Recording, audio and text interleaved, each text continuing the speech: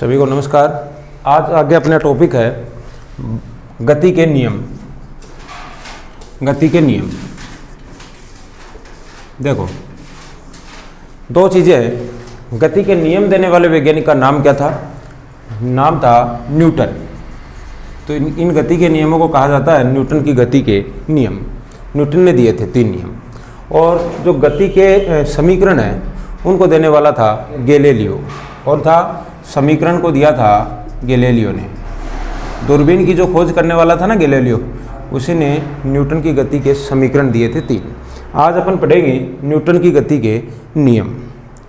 क्या है नियम नंबर 1? देखो, पहला नियम है जड़त्व का नियम। जड़त्व का नियम, ये देखो, इस नियम का संबंध किससे है? किसी भी वस्तु के द्रव्यमान से इसका संबंध है, द्रव्यमान से। जैसे इस नियम को अपन पढ़ेंगे उससे पहले अपन 1-2 बातें कर लेते हैं। जड़त्व क्या चीज़ होती है? किसी भी वस्तु में जब गति हो रही होती है ना, गति कर रही है वस्तु, उस गति का जो विरोध करने की जड़त्व को जड़ से आप समझिए। जड़ हमेशा क्या करती है? किसी भी वस्तु को बांधे रखती है। पेड़ है, पेड़ को बांधे रखती है कि नहीं रखती? तो जड़त्व क्या है? किसी वस्तु का ऐसा गुण होता है जो उसकी गति का विरोध करे, वो क्या कहलाता है? जड़त्व कहलाता है। ठीक है। अब कई बार आपने देखा है, और इस जड़त्व के नियम से एक परिभाषा बनी थी बल की। प्रश्न आता है बल की परिभाषा कहाँ से बनी? तो आप बताओगे जड़त्व के नियम से। कैसे? 2 एग्जाम्पल है आपके सामने। बस पे अचानक ब्रेक लगना, जब बस चल रही हो तो ब्रेक लगाना। और दूसरी कंडीशन आपको मैं बताऊंगा, जब बस खड़ी हो तो अचानक क्या करना? चलना। ब्रेक लगा के रोक देना बस को अचानक, और रुकी हुई बस को अचानक चला लेना। 2 चीज़ें आपने कभी देखी होगी। जब आप कई बार बैठे रहते हैं बस में, मस्ती से अपन बैठे हैं, अखबार पढ़ रहे हैं, गाड़ी में बातें कर रहे हैं, लेकिन अचानक ड्राइवर आता है, गाड़ी को स्टार्ट करता है और अचानक से रवाना कर देता है, तो अपन क्या करते हैं? पीछे की तरफ एक झटका महसूस करते हैं। पीछे की तरफ झटका महसूस करते हैं। ठीक है, ये तो ही चलने पर बात। ब्रेक का मतलब गाड़ी दौड़ी जा रही है, अचानक सामने कोई वस्तु आ गई और अचानक गाड़ी के ब्रेक लगा, बस ने ब्रेक लगाया, और ब्रेक लगाते हम आगे की तरफ झटका महसूस करते हैं। कईयों को तो मर्द फूट गया है अगली सीट पर, है ना? ब्रेक लगाते ही आगे जाके बैठते। क्यों? दोनों कंडीशन है। देखो, जड़त्व का नियम, गति का पहला नियम क्या कह रहा है? नियम कह रहा है यदि कोई वस्तु, चलने का मतलब है गतिशील, गति कर रही है, कोई वस्तु गतिशील है तो वो गति ही करना चाहती है। क्या करना चाहती है? गति करना चाहती है। बस चल रही थी, बस के साथ साथ अपना शरीर है वो भी क्या करने लग गया? गति करने लग गया। अब जैसे ही बस के ब्रेक लग गए तो जो हिस्सा आपका उस बस की सीट के संपर्क में था, टच में था, वो तो सीट के साथ में रुक गया। लेकिन अपना जो हवा के अंदर जो बॉडी गति कर रही थी हवा के अंदर, वो क्या करना चाहेगी? हमेशा आगे की तरफ ही गति करना चाहेगी। इसलिए अपन आगे की तरफ झटका महसूस करते हैं। क्या कह रहा नियम? यदि कोई वस्तु गतिशील है तो वो गतिशील ही बनी रहना चाहती है जब तक कि उस पर कोई बाह्य बल नहीं लगाया जाए। जब तक उस पर बाह्य बल नहीं लगाएंगी तब तक गतिशील है, तो वो हमेशा गति ही करनी चाहेगी वस्तु। दूसरी बात, अब कोई वस्तु स्थिर है, अपन बस खड़ी है और बस में अपन सीट पे आराम से बैठे हैं, यानी बस स्थिर है, आपकी बॉडी स्थिर है। मशीन है वो तो चल पड़ेगी। जैसे ही बस रवाना होगी तो आपका जो हिस्सा सीट के टच संपर्क में है वो तो उस बस के साथ में ही क्या हो जाएगा? रवाना होगा। लेकिन जो ऊपर वाला हिस्सा था वो क्या करना चाहेगा? वहीं का वहीं रुक के रहना चाहेगा। बात समझे? इसलिए अपन क्या करते हैं? पीछे की तरफ झटका महसूस करते हैं कि भाई मुझे तो यहीं रहना है। बात समझ में आ गई? चलती हुई बस के अंदर, यानी दूसरा क्या आया? जब कोई वस्तु स्थिर है, नियम क्या कह रहा है? यदि कोई वस्तु स्थिर है, बस के साथ में स्थिर थे, तो वो हमेशा कैसी रहना चाहेगी? स्थिर ही बनी रहना चाहेगी जब तक कि उस पर कोई बाह्य बल नहीं लगाया जाए। दोनों कंडीशन। पहली कौन सी? कोई वस्तु गतिशील है तो गति ही करना चाहेगी। इसका एक अच्छा सा एग्जाम्पल और दे देता हूँ आपको मैं। एग्जाम्पल है इसका, आप कई बार जब छोटे थे तो चलती हुई बस में कोई उतरा होगा या कोई गाड़ी में उतर गया होगा, तो वो यदि उतरने पर कई बार क्या होता है, अपन डायरेक्ट कूद जाते हैं। छोटे बच्चे जो होते हैं नादानी कर लें, तभी तो कहते हैं कि बस में वहाँ लिखा हुआ होता है बस के अंदर, है ना, कि सामने की तरफ मुंह करके उतरिए। रोडवेज में लिखा हुआ होता है कि सामने की तरफ मुंह करके उतरिए। अपन क्या करते हैं, मान लीजिए इस दिशा में बस जा रही है और इस बस में अपन उतरना है और बस धीरे धीरे चल रही है, थोड़ी स्लो हुई तो अपन क्या करते, सोचते हैं कि चलो लोग उतर जाते हैं अभी। और ये बहुत बड़ी गलती होती है, क्योंकि अपनी बॉडी इस नियम के अनुसार क्या है, बस के साथ साथ क्या है, गतिशील है, तो वो गति ही करना चाहेगी। जैसे ही आपने जंप लगाया, बाहर निकले, तो आपकी बॉडी किस दिशा में, जिस दिशा में बस जा रही थी उसी दिशा में क्या करना चाहेगी, गति करना चाहेगी। इसलिए आप जैसे ही उतरोगे तो सामने की तरफ गिर जाओगे, क्योंकि पैर तो आपके स्थिर हो गए जमीन पर। जैसे अपन उतरे पैर तो स्थिर हो गए, लेकिन ऊपर वाली बॉडी उसी बस के साथ में उसी दिशा में क्या करना चाह रही है, गति करना चाह रही है। इसलिए व्यक्ति क्या होगा, गिर जाएगा, माथा फूट जाएगा। और बस इस दिशा में जा रही थी, कहते हैं कि सामने की दिशा में मुंह करके उतरिए। यदि आप उल्टी दिशा में मुंह करके यूं उतर गए तो इसका मतलब क्या हुआ, इसका मतलब गति तो आपकी होनी है बस की दिशा में पीछे की तरफ ही, गति पीछे की दिशा में होनी है। जैसे आप उतरे पैर तो स्थिर हो गए, लेकिन आप क्या हो गए, आपका सिर है उसमें बड़ी चोट आ जाएगी, गिर जाएगा, गंभीर चोटें आ सकती हैं। इसलिए कहा जाता है कि सामने की तरफ मुंह करके उतरे, कम से कम आप हाथ तो टिका दोगे। बात समझ में आ गई। तो ये गतिशील वाला एग्जाम्पल है। स्थिर वाला एक और एग्जाम्पल दे देता हूँ मैं। कैरम बोर्ड आपने देखा है, कैरम बोर्ड में जो गोटियाँ होती हैं वो, और कुछ सिक्के आते हैं, 5 का सिक्का, 2 का सिक्का। ये आपने कैरम बोर्ड की गोटी कभी आपने देखी होगी, तो ये मान लीजिए ऐसे ऐसे जब रखते हैं उनको एक के ऊपर एक, ऐसे ऐसे अपन सिक्के भी रख सकते हैं, नहीं रख सकते, एक टेबल के ऊपर रख सकते हैं। जब आपने कभी ये किया होगा कि जब नीचे वाला, सबसे नीचे वाला जो सिक्का होता है उसके अपन मारेंगे, यानी कि ये पूरे के पूरे क्या है, स्थिर अवस्था के अंदर है, सब स्थिर हैं ये। और स्थिर अवस्था में है तो ये क्या रहना चाह रहे हैं, हमेशा स्थिर ही रहना चाहेंगे जब तक कि बाह्य बल नहीं लगाया जाए। अब अपन क्या करेंगे, बाह्य बल लगाएंगे। सबसे नीचे वाला जो सिक्का है इसके आप मारोगे, या फिर जो नीचे वाली जो सबसे कैरम बोर्ड की जो गोटियाँ होती हैं उनमें आप नीचे वाली को मारोगे तो एक गोटी जिसके ऊपर आपने चोट की है वो तो निकल जाएगी, वो तो निकल गई। और बची हुई सारी गोटियाँ यदि आपने व्यवस्थित मारा है तो वो की वो, या फिर सिक्के जो है उसी जगह है पुनः जम जाएंगे। एक निकल गया, बाकी एक ये रहेगी। बात समझ में आ रही है। इसका मतलब यहाँ पर कौन सी चीज़ लागू हो रही है, स्थिर। यदि कोई वस्तु स्थिर है तो वो क्या रहना चाहेगी, स्थिर ही रहना चाहेगी जब तक कि उस पर कोई बाह्य बल नहीं लगा जाए। बात समझ में आ गई। जड़त्व का गति का नियम समझ में आ गया। यहाँ से बल की परिभाषा निकाली थी।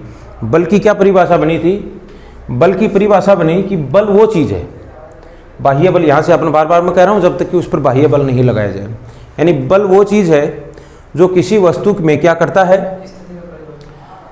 जैसे कोई वस्तु गतिशील है तो उसको क्या कर सकता है, स्थिर कर सकता है, रोक सकता है। बात समझ में आई। या फिर कोई वस्तु स्थिर है तो उसे क्या कर सकता है, गतिशील कर सकता है। या फिर तीसरी कंडीशन, यानी बल क्या हुआ, बल हुआ किसी भी वस्तु के गति में परिवर्तन। ये सोचिए आप, किस में परिवर्तन, गति में परिवर्तन। किसके कारण होगा, बल के कारण। किसी वस्तु की दिशा में परिवर्तन, वो भी किसके कारण होगा, दिशा में परिवर्तन। मान लीजिए एक बैट्समैन खेल रहा है, सामने से बॉल आ रही है, बॉल की दिशा है, जैसे मान लो मैं बैटिंग कर रहा हूँ, बॉलर सामने से आ रहा है, बॉल उसने वहाँ से छोड़ी, बॉल छोड़ी तो बॉल की दिशा किस साइड में है, मेरी साइड में आ रही है। लेकिन जब मैं बैट से मारूंगा, यानी मैं बल लगाया, मैंने उस बॉल पर बल लगाया, तो गति की जो दिशा मेरी तरफ थी मैंने उस दिशा को मोड़ दिया, बॉल की दिशा को मोड़ दिया और विपरीत साइड में मैंने मार दिया जहाँ मेरी इच्छा हुई वहाँ। यानी कि बल के द्वारा दिशा परिवर्तन की जा सकती है। कोई वस्तु स्थिर है, जैसे बॉल आ रही है, उस बॉल को फुटबॉल थी, मान लीजिए आप फुटबॉल खेलते हैं तो आपने उसको सामने से लुढ़कती हुई फुटबॉल को आपने पैर से बल लगा के रोक दिया, यानी बल क्या होता है, किसी गतिशील वस्तु को क्या कर सकता है, स्थिर कर सकता है। क्लियर बात। गतिशील वस्तु को और गति भी प्रदान कर सकता है। कैसे, मान लीजिए फुटबॉल थी, वो जा रही थी, किसी ने यहाँ से किक लगाई, लेकिन जैसे आपके पास में आई तो आप उसी गति में आप अपना बल और लगा करके उसकी गति को और क्या कर दोगे, बढ़ा सकते हो। बात समझ में आ गई। इस प्रकार के एग्जाम्पल हैं। एक ये बोतल, और इसका भी एग्जाम्पल कई बार देखने को मिलता है। अभी तो यहाँ अपने पास में वो संसाधन नहीं है, इसलिए आपको नहीं बता पाऊँगा। यहाँ देखिए, मान लीजिए इस प्रकार से ये कागज़ है, इस कागज़ के ऊपर ये बोतल पड़ी है। यहाँ भी किसका नियम लागू होगा, यानी ये तो व्यवस्थित नहीं है, यहाँ पर भी नियम किसका लागू होता है, जड़त्व का। यानी ये बोतल बिल्कुल स्थिर अवस्था में है, इसके नीचे रखा हुआ जब कागज़ है, इसे एक झटके में बाहर अपन खींचते हैं तो बोतल क्या होगी, बोतल यहीं की यहीं स्थिर रह जाएगी। बात समझ में आ गई। तो ये है जड़त्व का नियम और गति का पहला नियम। ठीक है, आगे बढ़ूँ। गति का दूसरा नियम प्रथम हो गया। अब आगे बढ़ते हैं, गति का दूसरा नियम। ये थोड़ा इंपॉर्टेंट है, दूसरा नियम। यहां से सवाल क्या आया, जड़त्व से आपसे सवाल आ गया कि भैया यही कोई भी एक एग्जाम्पल दे दिया कि कैरम बोर्ड में जो गोली जो होती है, एक गोली निकालते हैं, दूसरी गोली वहीं की वहीं स्थायी हो जाती है, ये गति का कौन सा नियम पर आधारित है। ऐसे सवाल आ गया, ऑप्शन आ गया, गति का प्रथम नियम, द्वितीय नियम, जड़त्व का नियम, जो भी है, संवेग का नियम। इस प्रकार से नियम डालेंगे तो आप तुरंत बता दोगे कौन सा नियम है यहाँ पे, गति के जड़त्व का नियम है, पहला नियम है। दूसरा नियम है संवेग का नियम। दूसरा संवेग से संबंधित है। लो जी, दूसरा क्या है, देखिए संवेग। कल आपको पढ़ाया था कि संवेग होता क्या है, पहली बात तो ये। तो देखो, वेग में क्या जोड़ा था, क्या गुना किया था, वेग और द्रव्यमान। वेग और द्रव्यमान को जब अपन ने आपस में गुणा किया था तो क्या आया था, संवेग आया था। क्या आया था, संवेग आया था। वेग क्या है, v, द्रव्यमान क्या है, m इंटू वी। और ये क्या होता है, संवेग को किससे व्यक्त करते हैं, p से व्यक्त करते हैं। चलो, ये इतनी बात तो समझ में। अब जिस प्रकार से वेग में परिवर्तन होता है, नियम देखना बड़े ध्यान से, कोई ज़्यादा जोर नहीं आएगा। जिस प्रकार से वेग में परिवर्तन होता है, मैं कल बता रहा था कि एक कार है, वो जा रही है, उसका वेग अभी इतना है, अगली 5 सेकंड बाद में इतना होगा। वेग में परिवर्तन हो रहा है, यानी प्रारंभिक ये वेग और अंतिम वेग। और वेग में जो परिवर्तन की दर होती है वो क्या कहलाती है, त्वरण कहलाती है। कल पढ़ाया था आपको, त्वरण कहलाता है। उसी प्रकार से संवेग में परिवर्तन की दर, संवेग में परिवर्तन की दर, नियम क्या कह रहा है साहब, नियम कह रहा है कुछ नहीं है ज़्यादा, संवेग में जो परिवर्तन होता है उसकी जो दर है वो हमेशा समानुपाती होती है लगाए गए बल के। किसके समानुपाती होती है, बल के समानुपाती होती है। आपने कितना बल लगाया उस पर उस संवेग में क्या होगा, परिवर्तन होगा। परिवर्तन की जो दर है वो किस पर डिपेंड आई, बल के ऊपर आई। कोई दिक्कत। अब संवेग में परिवर्तन बल पर देखो किस प्रकार से है, जितना बल लगेगा उतना ही क्या होगा। अब समानुपाती, ये जो निशान आता है समानुपाती, समानुपाती समान अनुपात में बढ़ना। बात समझ में आया। समान अनुपात का मतलब ये है कि मान लीजिए ये 2 है, ये 4 है, एक कोई संख्या ही। अब कोई कहेगा इसको दुगुना कर दिया जाए, बल को दुगुना कर दिया जाए तो इसी समान अनुपात में ये भी बढ़ेगा। तो ये कितना हो जाएगा, 8 हो जाएगा, है ना।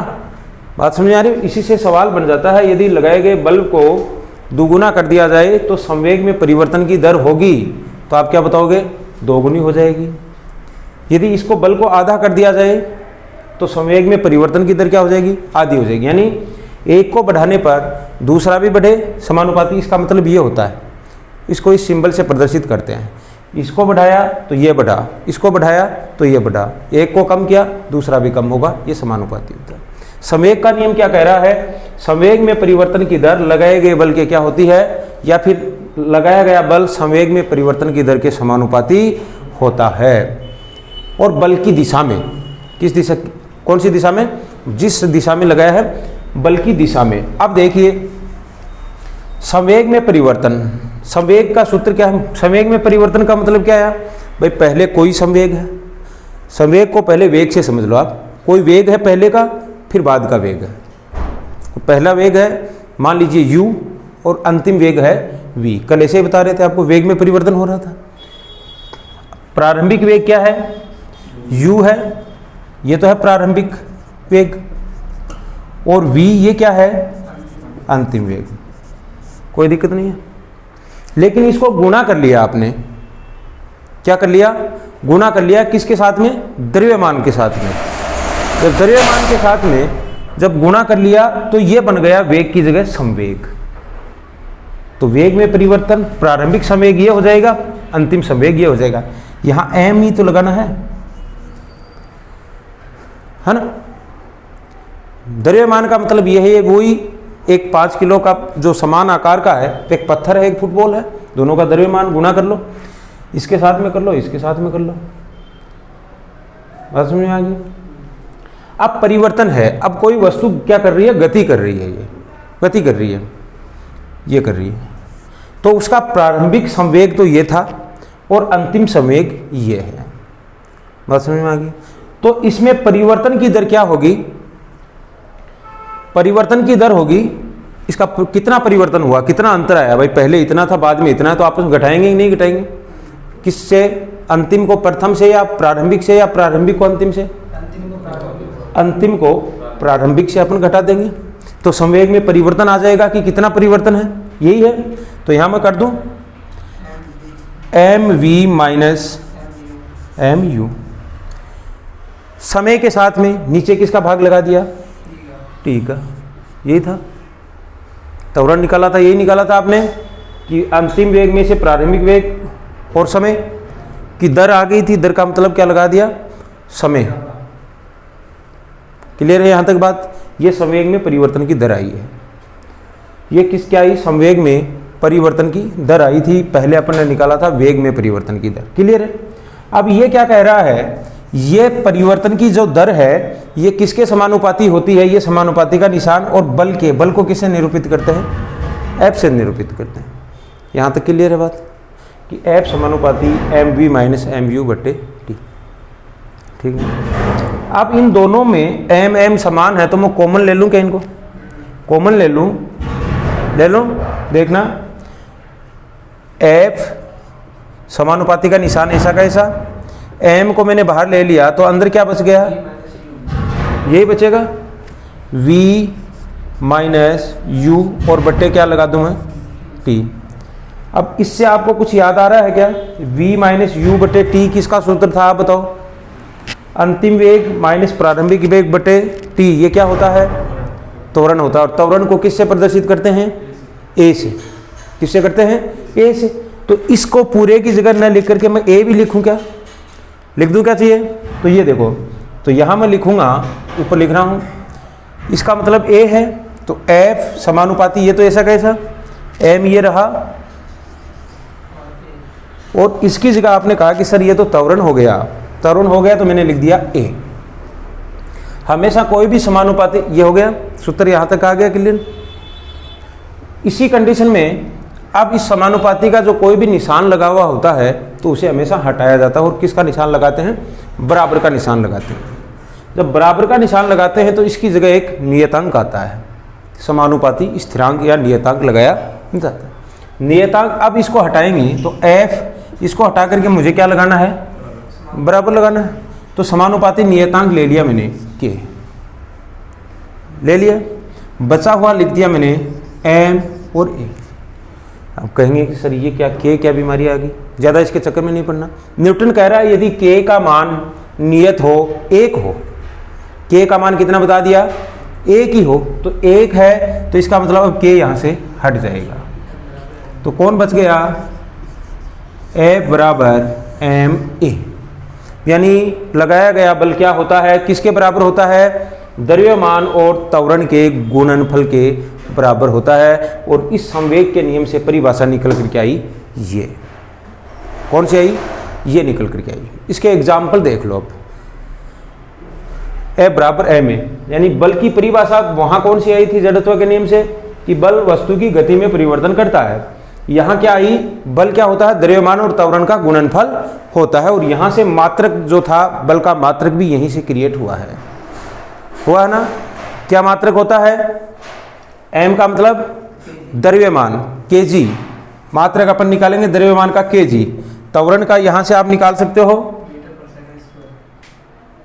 हो, वेग में परिवर्तन कितना, तो वेग का क्या आया, मीटर प्रति सेकंड, और बट्टे में ही क्या है, समय और है सेकंड, तो किलोग्राम गुणा मीटर प्रति सेकंड स्क्वायर। ये त्वरण का था, ऐसा कैसा लिख दिया, क्लियर है बात। अब इसके एक दो एग्जाम्पल आप देख लो।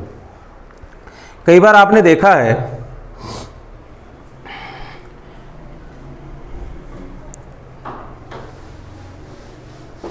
क्या देखा है,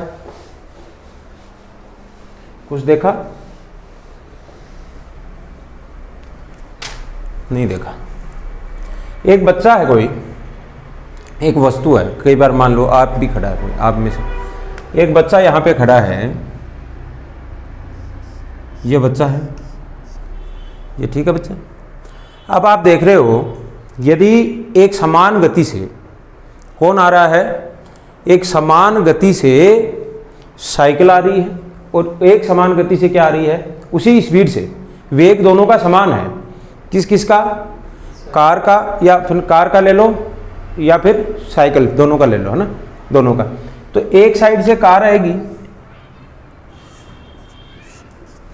और एक साइड से क्या आएगी, साइकिल सवार आ रहा है, दोनों का वेग क्या है, समान है। अब आकर के इसके टक्कर मारेंगे, तो आप बताइए, ये साइकिल जब आ रही है, इससे ज़्यादा चोट लगेगी या कार आ गई इससे, भाई साइकिल आएगी तो गिरेगा, थोड़ा बहुत हल्की चोट आएगी, लेकिन कार आई तो क्या होगा, रवाना, समान वेग से आ रहे हैं दोनों। कारण क्या हुआ, कौन सा नियम, संवेग का नियम, वेग समान है। अब यहां पर आप देखिए, द्रव्यमान दोनों में से किसका ज्यादा है, किसका ज्यादा है, कार का। तो जिसका द्रव्यमान ज्यादा होगा तो उसका क्या होगा, संवेग भी क्या होगा, उतना ही अधिक होगा। क्या होगा, संवेग भी उतना ही क्या होगा, अधिक होगा। और अधिक बल के साथ में, जितना भारी वस्तु है यानी द्रव्यमान ज़्यादा है, अधिक बल के साथ में उसे क्या होगा, वो इसके साथ में टकराएगी और व्यक्ति को ज़्यादा चोट है वो आ जाएगी। बात समझ में आ गई। इसके अलावा कई बार क्या होता है, इसी चोट से बचने के लिए दूरी बढ़ाई जाती है, गैप बढ़ाया जाता है। कई बार ये आता है, आपके सीधा सवाल आ जाएगा, जैसे उसमें 2 एग्जाम्पल आ गए थे आपके, इसमें एक एग्जाम्पल और है, शॉर्ट में बता देता हूँ आपको, कि न्यूटन की गति के किस नियम पर आधारित है ये उदाहरण। कौन सा, जब एक कैच करने वाला, जो कोई खिलाड़ी है, खेल रहे हैं, बॉल आ रही है, तो वो क्या करता है कि कैच करता है। जब कैच करता है तो अपने हाथों को पीछे की तरफ खींचता है। किस नियम पर आधारित है, गति के दूसरे नियम पर आधारित है। कौन से नियम पर है, संवेग के नियम के आधारित है। ठीक है भाई, हाथों को पीछे। अब आप सोच सकते हो, आपको खुद को सोचना है और मुझे बताना है कि अपने हाथों को वो पीछे की तरफ क्यों खींचता है। वेग समान रहेगा, वेग कम हो जाएगा, हैं, वेग कम होगा। ये आप सोच लीजिए, नियम किस पर आधारित है, ये संवेग के नियम पर। इसे खोज करना आप, क्यों। नियम नंबर 3, मैं जल्दी कर रहा हूं थोड़ा सा। नियम नंबर 3 और तीसरा नियम है क्रिया प्रतिक्रिया का नियम। क्रिया प्रतिक्रिया का नियम, देखो आपने देखा होगा, एक तैराक है, सब इसमें एग्जाम्पल ये आएंगे। एक तैराक है, वो पानी के अंदर तैर रहा है। जब तैरेगा तो वो अपने हाथों से क्या करता है, पानी को पीछे की तरफ धकेलता है, तो पानी उसे किस तरफ धकेलेगा, आगे की तरफ धकेलता है। बात समझ में आ गई? तो पानी को पीछे करेगा यानी वो क्या हुई? क्रिया हुई। वो तो क्या हुई? क्रिया हुई। और पानी अपनी बॉडी को आगे की तरफ धकेलेगा, वो क्या हुई? प्रतिक्रिया हुई। हमने तो इसने क्या बताया न्यूटन ने तीसरे नियम में कि प्रत्येक क्रिया के लिए एक प्रतिक्रिया होती है। बस नियम तीसरा क्या हुआ? क्रिया की एक क्या होती है? किसी भी वस्तु में क्रिया के प्रति एक प्रतिक्रिया होती है। रॉकेट का दागना, रॉकेट देखो एग्जाम्पल, रॉकेट का, रॉकेट जब छोड़ते हैं तो क्या होता है? आपने बड़ी रॉकेट तो नहीं छोटी, छोटी छोटी तो छोटी होगी होली दीपावली पे कभी। जब रॉकेट जब अपन छोड़ते हैं इसे ज़मीन के अंदर गाड़ते हैं, और जब उसकी वो बत्ती होती है बारूद वाली, जैसे माचिस की तिल्ली उसके लगाते हैं तो उसके अंदर जो बारूद है वो क्या होगी? बाहर निकलेगी। और प्रेशर कहाँ निकालेगी वो धुआं? ज़मीन के ऊपर। तो ये तो हुई क्रिया। और ज़मीन इसके तरफ बल लगाएगी, बल लगाएगी उतना ही, तो ये क्या हुई? प्रतिक्रिया। उसी बल के साथ में रॉकेट ऊपर उठ जाएगी। जब यही ओरिजिनल जब रॉकेट उड़ाते हैं तब भी यही होता है। जब ईंधन होता है, जब उसे जलाया जाता है, जो निकलने वाला धुआं है वो कहाँ प्रेशर डालता है? ज़मीन के ऊपर प्रेशर डालता है, और ज़मीन ऊपर की तरफ प्रेशर डालती है, जिससे रॉकेट ऊपर उड़ जाती है। एक एग्जाम्पल है बंदूक से गोली दागने वाला, कि कोई भी बंदूक से गोली दाग रहा है तो उसके कंधे पर झटका महसूस होता है, क्यों? आप बताओगे? क्रिया प्रतिक्रिया का नियम लागू हो रहे हैं। कैसे? आपने कभी देखा होगा, जैसे भी कोई भी बंदूक छोड़ने वाला होता है गोली, तो वो हमेशा उस बंदूक को अपने यूँ कंधे से टच करवा के रखता है, कंधे से टच करवा के रखता है। क्यों? अब देखना, जब बंदूक को यहाँ रखेगा, कंधे और बंदूक के बीच में गैप रखेगा, और यहाँ से बड़ी वाली बंदूक छोड़ रहा है, तो गोली किस दिशा में जा रही है? आगे की दिशा में। गोली किस दिशा? आपने वो जो दबाया ट्रिगर, तो ट्रिगर दबाया तो किस दिशा में गई गोली? पीछे, आगे की तरफ गई। और बंदूक किधर आएगी? पीछे की तरफ आएगी। और यदि यहाँ गैप रह गया तो उसी स्पीड से जब ये वापस आएगी तो अपने कंधे को नुकसान पहुँच जाएगा, कंधा टूट सकता है। इसलिए कंधे के चिपका करके ही बंदूक से गोली दागी जाती है। बात समझ में आनी है? इसी प्रकार से कई बार आप गाड़ी के धक्का लगाते हो, क्रिया प्रतिक्रिया का नियम इस पर भी है। आप जा रहे हो, ट्रैक्टर गाड़ी कोई फंस गई तो उसे आप धक्का लगा रहे हो, तो जब धक्का लगाते हैं, आपने देखा नहीं पैर कितने पीछे की तरफ गाड़ देते हैं? पैर गाड़ते हैं? नहीं गाड़ते।